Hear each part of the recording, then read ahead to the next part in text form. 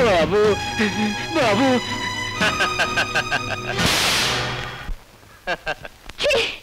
సిగ్గుమాల్లోడా ఒక బిచ్చగాడి బొచ్చలోని ఎంగిలి మెతుకుడు కూడా కక్కుర్తిపడే దరిద్రురా మీరు.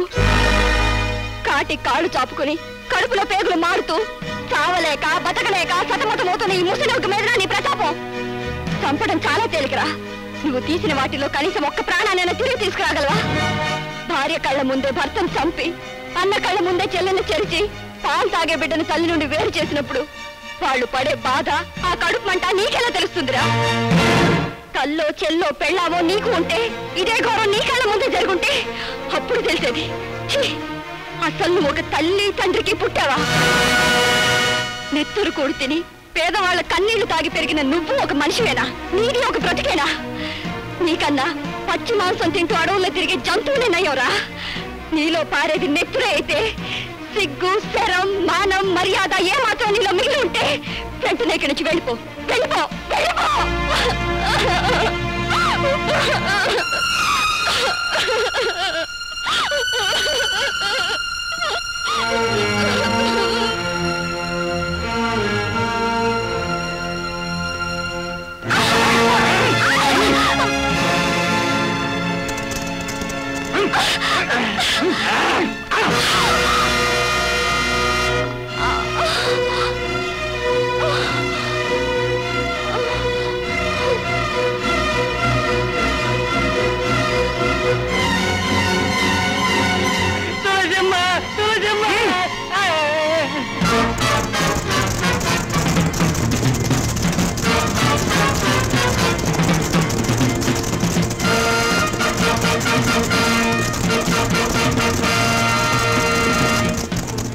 కల్లో చెల్లో పెళ్ళావో నీకు ఉంటే ఇదే ఘోరం నీ కళ్ళ ముందే జరుగుంటే అప్పుడు తెలిసేది. అసలు నువ్వు ఒక తల్లి తండ్రికి పుట్టావా? నెత్తురు కూడి తిని పేదవాళ్ళ కన్నీళ్లు తాగి పెరిగిన నువ్వు ఒక మనిషివేనా? నీది ఒక బ్రతికేనా?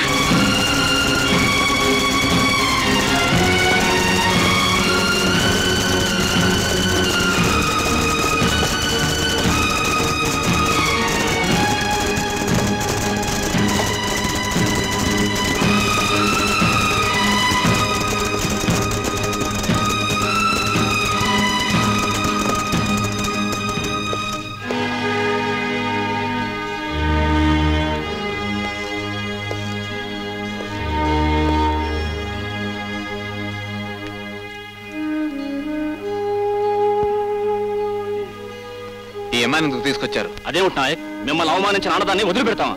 నోర్మై, ఈ అమ్మాయిని నా గదికి చేర్చు. అలాగే.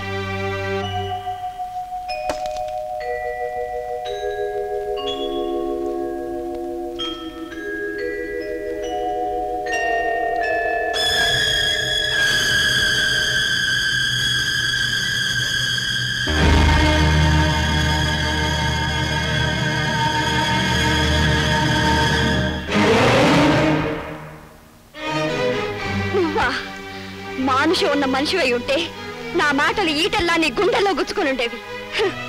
రాయికి చలనం రాదు, బొగ్గుకు మలినం పోదు. నీది రాక్షస జాతిరా. నీకు కావాల్సింది రక్త మాంసాలేగా, అందుకేగా ఇక్కడికి తీసుకొచ్చావు. అక్కర్లేదు, నువ్వేం చెప్తావో నాకు తెలుసు. నా సిరి సంపదలు చూడు, నీ అందానికి హారతి పడతాను, అందులో ఎక్కిస్తానని ఆశలు పెట్టి ఆకాశానికి ఎత్తి నీ బానిసం చేసుకోవడానికి లక్ష్య చెప్తావు, అంతేగా? అసలు నువ్వు చస్తేనే గానీ అమాయక స్త్రీల పీడ విరగడవుతావు. ఆ పని నేనే చేస్తారా? నిన్ను చీల్చేస్తాను, ప్రాణం తీస్తాను, నీ రక్తం కళ్ళ చూస్తాను.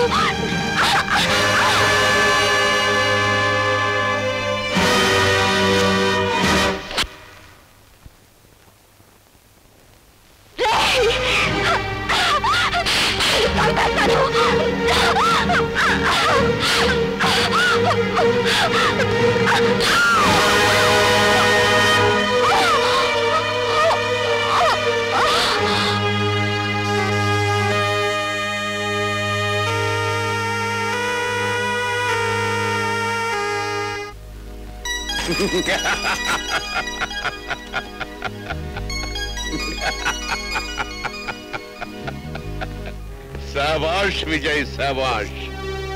నువ్వు కొలగొట్టడానికి వెళ్ళావంటే ఉత్తచేలతో రావు నాకు తెలుసు. అందుకే నువ్వంటే నాకు ప్రాణం.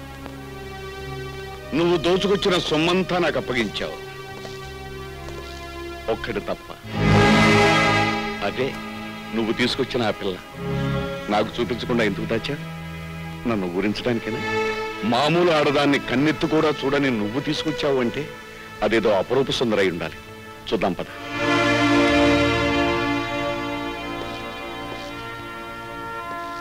ఏమిటి విజయ్, ఎందుకలా ఉన్నా? ఏం జరిగింది? ఏమీ లేదు. ఇక్కడి నుంచి నేను వెళ్ళిపోదలుచుకున్నాను. నాతో పరాచకాలా? కాదు, నిజమే. ఏమిటి అనేది? నీ బుద్ధి ఎందుకు ఇలా పెడదారి పెట్టింది? పెడదారి పట్టలేదు, చెడుదారి నుంచి నన్ను మంచి దారిలో పెట్టింది. ఇదంతా నువ్వు వెతుకొచ్చిన ఆ పిల్ల ప్రభావమేనా? ఆమెను గురించి మాట్లాడే అర్హత నీకు నాకు లేదు. విజయ్, నన్ను కాదని ఎవ్వడు ఎన్నడూ బతికి బతకట్లేదు.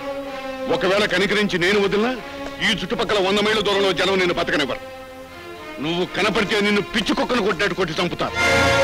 ఆ పని జరిగితే నేనెంతో సంతోషిస్తాను. ఎన్నాళ్ళు నీతో కలిసి చేసిన దారుణాలకి దౌర్జన్యాలకి శిక్ష అనుకుని ఆనందంగా అనిపిస్తాను. విజయ్, నీకేమన్నా మతిపోయిందా? లేదు, నేటితో మతిమాలినతనం మాసిపోయింది. విజయ్, నీకేం కావాలన్నా ఇస్తాను. కావాలంటే మన ముఠాకి నువ్వే నాయకుడిగా ఉండు. అక్కర్లేదు. నీ నిర్ణయం మారదా? క్షణక్షణానికి మారేది నిర్ణయం కాదు. నరకానికి రాజే బ్రతకడం కన్నా స్వర్గంలో నౌకరే బ్రతకడం మేలు. అంతేనా? అంతే. రాయ్, పట్టుకుంటావని. ఏమిటా నువ్వు అన్నది? నన్ను పట్టుకుంటావా? మరోసారి అలాంటి కోత కూసావు, నీ నాలుకను చీలుగా చేస్తాను. ఇన్నాళ్లుగా కలిసి బ్రతికాం కాబట్టి నిన్ను కనికరించి విడిచిపెడుతున్నాను. పట్టుకుంటావని.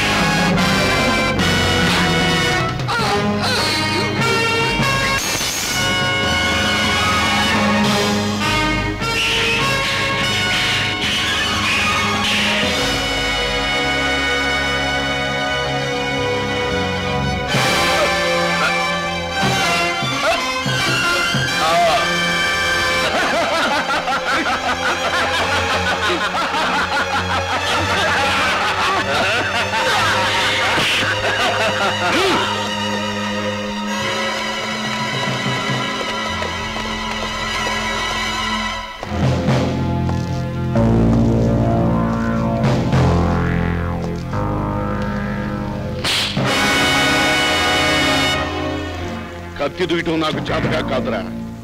ఒకవేళ దూస్తే అది కబుర్లు చెప్పదు, కైలాసం పంపిస్తుంది. ఆ సంగతి నీకు తెలుసు.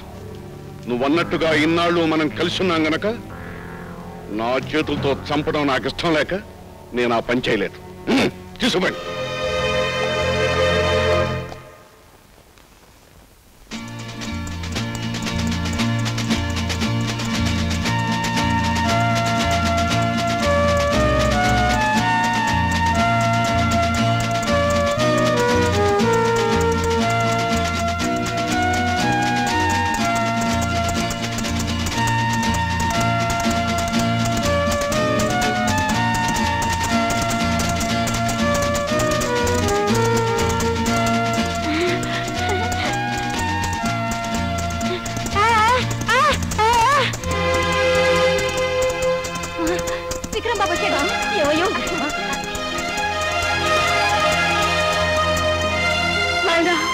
విక్రమ్, వచ్చావా బాబు, వచ్చావా నాయనా?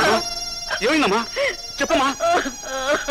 అమ్మా ఏం చెప్పరా నాయన, అయిపోయింది, అంతా అయిపోయింది. అమ్మా ఏం జరిగిందమ్మా చెప్పమ్మా.